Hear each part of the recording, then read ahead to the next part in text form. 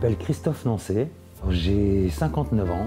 J'ai commencé à tourner en 84. Voilà, j'ai fait un stage de formation de 3 mois. À l'époque, c'était à Barcelonnette. C'était Gérard Bidou qui enseignait. C'était un stage donc, de formation professionnelle. Et je me suis installé à mon compte en sortant du stage. Avant le tournage, je faisais rien. Et moi, j'ai commencé à tourner, j'avais 23 ans. J'ai fini mes études, j'avais 22 ans. J'ai fait un BTS de tourisme. Normalement, je suis fait pour fabriquer des voyages organisés. Le déclic, ça a été ça. Je me demandais bien ce que j'allais foutre parce que mon BTS de tourisme, j'avais fait un stage dans une agence de voyage. Visiblement, c'était pas du tout ce à quoi je m'attendais. J'allais passer ma vie derrière un comptoir à vendre du jet tour. Donc, j'avais pas du tout envie de ça. Et puis, un hasard, je rencontre quelqu'un qui tournait des assiettes en bois, en loupe d'orme, et les formes étaient moches. Il sait faire ça, pourquoi il les fait moches? Mais moi, je veux apprendre à faire ça, puis je les ferai belles.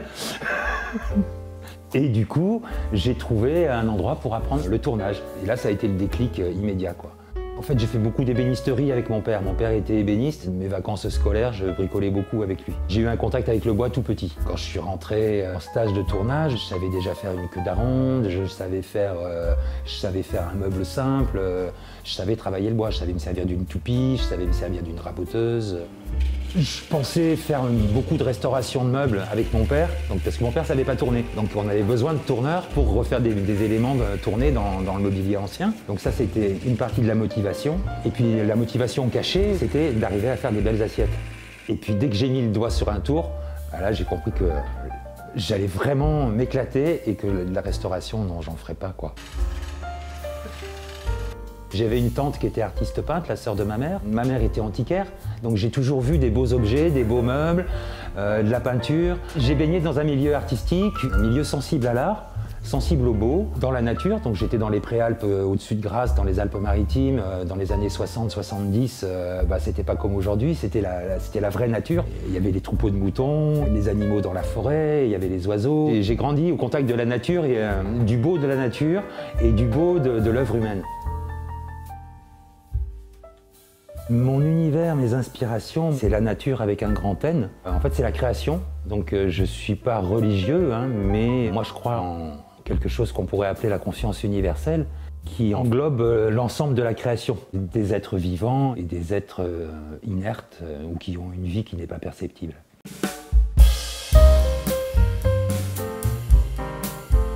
Je ne fais pas de figuratif, donc je ne reproduis pas la nature.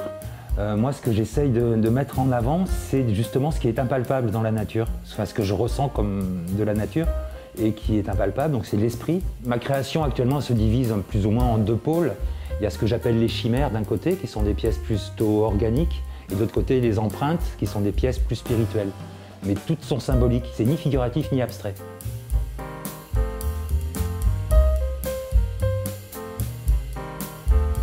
J'écoute plutôt la radio. La musique, je l'ai dans la tête. C'est-à-dire que quand je travaille et que je vais bien, moi, en fait, j'écoute pas de musique, mais je chante. Brassens, essentiellement.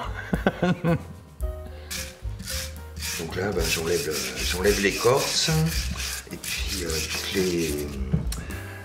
il y a souvent du sable sous l'écorce, souvent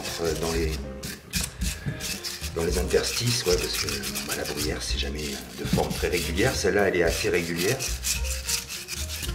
La racine de bruyère, c'est un de mes bois favoris. Un jour, je me promenais sur l'île de Porquerolles, donc ça c'est quand j'habitais encore dans le sud. Sur le bord du chemin, il y avait des espèces d'énormes truffes. Je me demandais ce que c'était, je savais pas que c'était des racines de bruyère. Donc j'ai rempli tous les sacs à dos que j'avais à disposition. J'ai fait 2 allers-retours sur le continent pour ramener ces racines. Et puis après, j'ai commencé à travailler ça et ça a été une découverte fascinante. C'est-à-dire c'est un bois fabuleux. La bruyère, c'est intéressant, évidemment, au niveau esthétique. Le produit fini, le bois est beau, il est riche, il est chatoyant, il est très flatteur. Mais c'est très intéressant au niveau mécanique. C'est un des bois qui rétrécit le plus au séchage, donc travailler en bois vert. Ça perd entre 15 et 20% de son volume. On fait une pièce de 20 cm de diamètre en bois vert. Quand elle va être sèche, elle va faire entre 15 et 16 cm. C'est énorme et ça se froisse dans tous les sens parce qu'il y a énormément de différences de densité. Donc il y a des parties tendres qui vont rétrécir davantage que les parties dures. On peut avoir un aspect de peau d'éléphant simplement par l'effet du séchage sur de la bruyère. D'ailleurs, j'avais fait des sculptures, c'était des éléphants roses. C'était très rigolo. Il y avait vraiment la peau de l'éléphant et c'était juste le travail de rétraction du bois. C'est un bois qu'on peut utiliser pour ses propriétés mécaniques. Ça devient un outil. Avec le plomb, je suis arrivé donc à trouver un équilibre de valeur, de force entre le bois et le métal. Et puis avec le plomb, c'était très difficile. J'ai essayé avec de l'étain pur, c'était très difficile aussi. Le problème des deux métaux quand ils sont purs, c'est qu'ils accumulent la chaleur jusqu'à devenir liquide. Il n'y a pas l'état mou. Et en utilisant un alliage étain et plomb, je peux avoir l'état mou qui est intermédiaire entre le liquide et le solide, qui permet de faire une incrustation sans trop s'embêter. Et donc je suis l'inventeur de cette technique. Après, j'ai appris que d'autres personnes utilisaient l'étain, par exemple pour décorer des instruments de musique, mais ils n'utilisent pas du tout la même technique que moi. L'inclusion d'étain telle que je la pratique, ouais, j'en suis l'inventeur. Je connais personne d'autre qui l'ait fait avant moi. Après, j'ai inventé des formes, mais bon, inventons des formes réellement. Est-ce que toutes les formes n'existent pas déjà dans la nature? Voilà. On les trouve dans ma galerie, qui est en pleine campagne, dans la Nièvre. Et puis sur des expos. Je travaille encore avec une galerie à New York un petit peu, mais c'est vraiment très très ponctuel. En fait, on me trouve sur des expos françaises et à ma galerie. J'ai pas de boutique en ligne, mais j'ai un site internet. Je suis très présent sur les réseaux Instagram et Facebook. Ça m'arrive de vendre des pièces via internet. Moi, j'ai toujours vécu essentiellement de la création et de la vente de mes créations. À ce jour, en 36 ans d'exercice, j'ai dû faire une quinzaine de stages, donc c'est vraiment minime. Alors je vais le développer dans l'avenir. Je suis en train de le développer dans l'atelier que j'ai créé il y a 2 ans. Je vais faire plus d'enseignement, mais c'est aussi parce que je ressens le besoin de transmettre. C'est pas seulement par confort économique.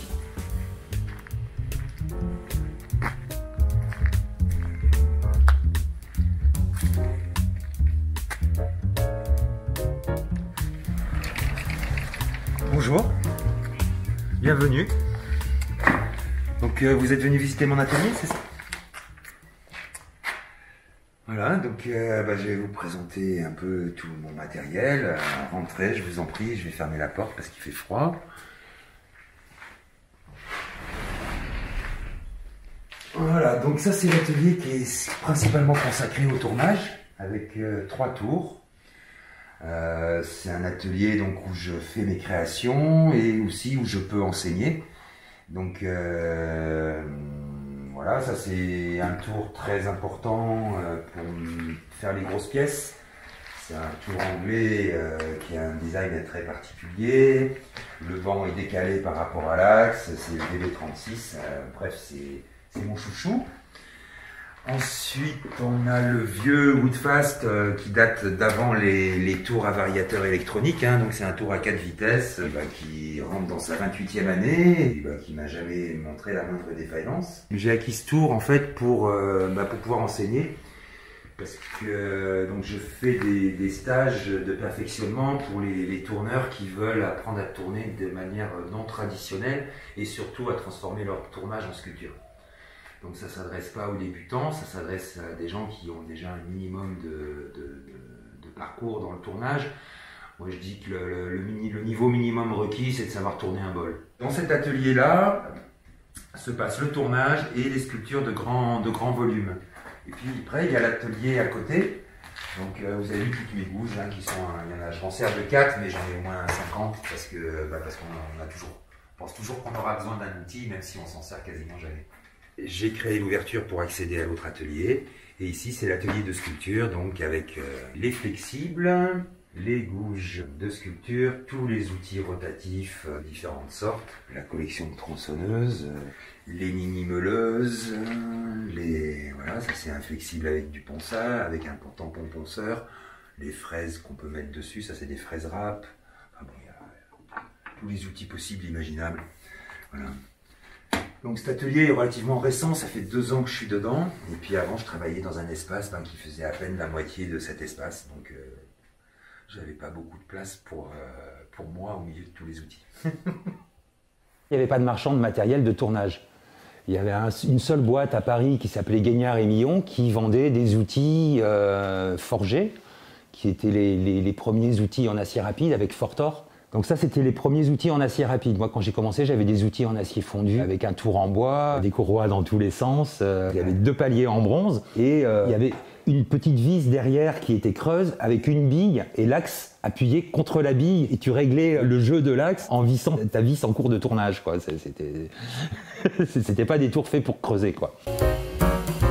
Moi, je suis rentré dans les années 80. Maillan aussi. Jandot y était avant aussi. Micha, Mérigot, qui ont précédé, hein. À part Escoulen, qui est plus ancien. Mais Micha et Mérigot, à la fin des années 70, ils étaient déjà sur le circuit. C'était vraiment des créateurs déjà. À la fin des années 70, ils faisaient un salon qui était Porte de Versailles, qui s'appelait Hobart, qui était avant Maison et Objets. Et ils vendaient leur production artistique sur le salon Hobart. Pour moi, c'est les deux premiers tourneurs français qui ont été dans la création. Le tourneur qui m'a le plus marqué, c'est David Ellsworth. C'est pour moi ce qui a été fait de plus grand en tournage. David, par contre, il introduit très peu de sculpture dans son travail. Les premières images que j'ai vues de son travail, c'était en 92. Je pensais être arrivé déjà très loin dans le tournage et je me suis rendu compte que je n'en étais encore qu'au début. Je suis tourneur-sculpteur, je suis artiste parce que je suis un très mauvais artisan. J'ai énormément de mal à faire deux pièces identiques, donc j'aime pas mesurer. Si je peux éviter de mesurer, je mesure, je fais au pif. Mes prises de mandrin, c'est au pif, mes profondeurs, c'est au pif, mes épaisseurs, c'est au pif. Je suis artiste parce qu'en fait, je suis l'artisan de mon art, voilà. Je me sers de mon savoir artisanal, de mes outils. J'ai fait un petit peu d'ébénisterie aussi. Et puis quand je sais pas, j'apprends. Pour arriver au but qui est donc l'expression de l'œuvre. Les gens, ils n'achètent pas parce qu'ils en ont besoin, parce qu'ils vont s'en servir. Ils n'achètent pas parce qu'ils vont épater le voisin avec. Ils achètent parce que ça leur procure une émotion. Mon premier conseil, c'est de chercher son chemin personnel. Donc éventuellement de se nourrir du travail des tourneurs existants, mais comme un exercice, pas pour faire du sous-produit. Même si un jour j'aurai une retraite, elle sera pas grosse, mais je pense pas m'arrêter. Si je m'arrête, c'est que je ne pourrai plus physiquement, quoi. Tout ce que j'ai fait, je l'ai toujours remis en question. Tu fais une pièce, tu trouves qu'elle est pas mal, puis tu la remets plus en question après. Moi, j'ai toujours remis en question les pièces à la lumière de celles qui sont venues après. Il y a des pièces, des fois 2 ans après, je les ai transformées parce que ce qui était bien il y a 2 ans, non, là ça va plus, quoi. Il y a cette courbe, il y a une cassure dans la courbe, il y a ci, il y a ça. C'est pas une pente droite ascendante, c'est une spirale ascendante. Et ça va avec les thèmes d'inspiration. C'est-à-dire que chaque thème d'inspiration m'emmène à un autre thème d'inspiration, même si ça tourne toujours autour de la nature. Et puis au bout d'un moment, on revient au premier thème, mais enrichi de tout ce qu'on a fait entre-temps. Et ce premier thème, on l'aborde différemment, et paf, on franchit une étape. Et oui, c'est la même idée, mais elle dégage vachement plus que celle que j'ai fait il y a 2 ans, quoi. C'est la continuation de l'histoire, et même quand je répète la même histoire, elle s'améliore au fil du temps.